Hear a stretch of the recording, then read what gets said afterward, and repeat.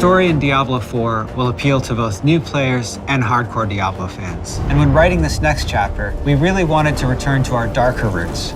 Sanctuary is in a very interesting state right now. It's 50 years after Reaper of Souls from Diablo 3, where half of the population was exterminated by an archangel. The world has seen quite a bit of changes, quite a bit of scarring from its wounds that have not totally healed. In these years of death and decimation, power vacuums have opened up and been filled by various factions you'll actually get to interact with in Diablo 4. Heroes of the past that we've known and loved have long since faded into memory, as well as an iconic order known as the Haradrim. The world is a bit broken and wounded, and it's in this fragile state that Inarius and Lilith return, and they are the makers of Sanctuary, and their return may not mean the best for humanity.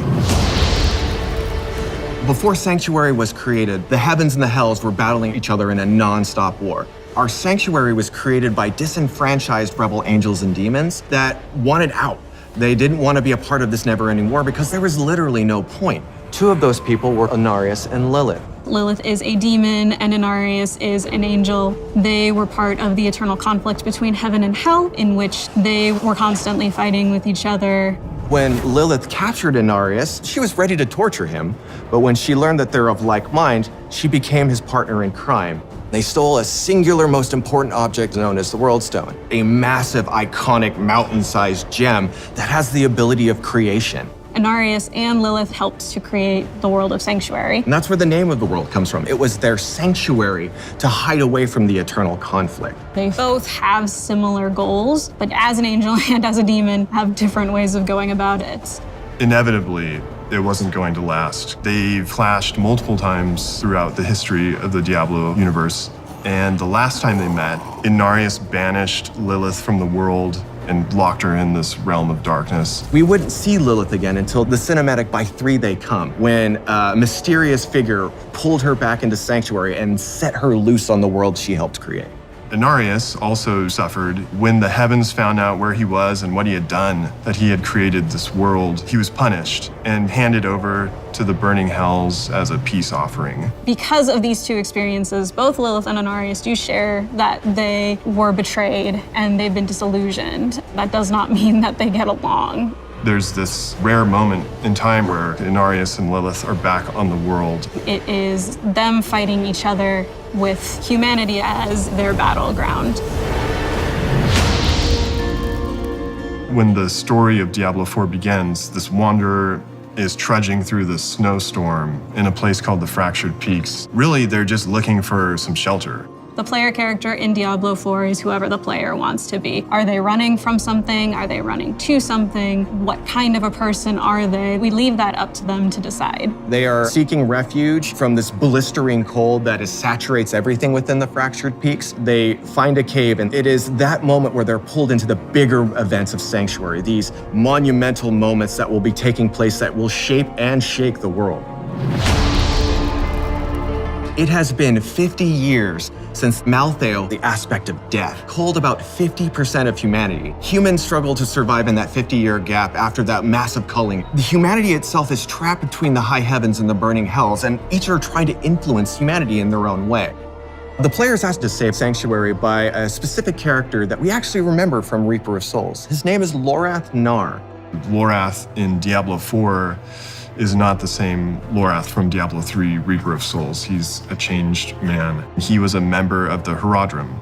And the Haradrim is this secretive order of scholars and mages who protect the world from demons and other supernatural threats. Lorath is much older and weathered from the things that he's seen. He is struggling with who he is with the Haradrim and even without the Haradrim.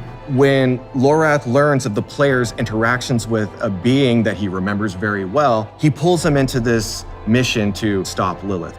They will need to try to figure out a way to survive in the world of Sanctuary in all of its turmoil since Lilith has come back.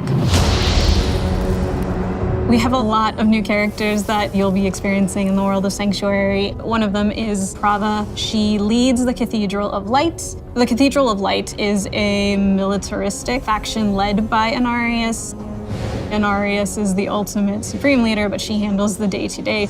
She acts as a bridge between Inarius and the other followers of the Cathedral of Light.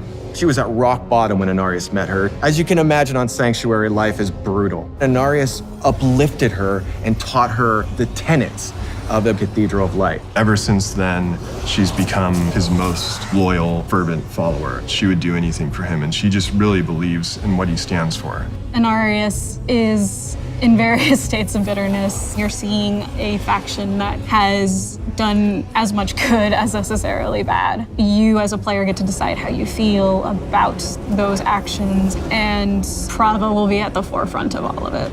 Donan, he's one of the Herodrim. He is this very gifted mage who also is a scholar. We find him in this place called Scotland, where he's made a name for himself and become something of a hero. In Diablo 4, we'll find out what Donan's relationship with Lorath is and the Herodrim and how he became a hero in this place.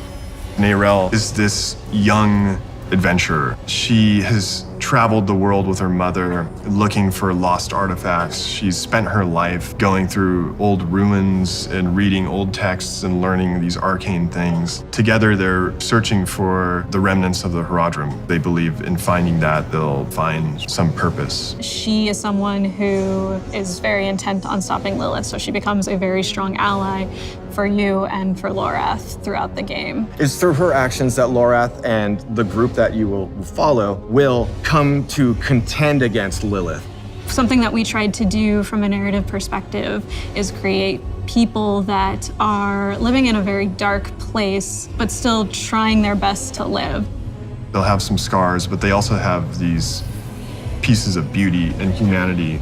We wanted to ground them in the circumstances of the world and make them feel real and relatable. With Diablo 4, you're very much watching a tragedy unfold. It's definitely a story that we wanted to create around people, not just the apocalyptic elements that surround the story. And that's something that we really sought to bring to you as a part of the Diablo narrative. Lilith is free, she has some followers, and she's back on her old business. She's gonna corrupt us or try to turn us to her side for her own ends. The story of Lilith and Inarius is the darkest story we've ever told, and it expands the mythos of Sanctuary and the lore of the series like never before.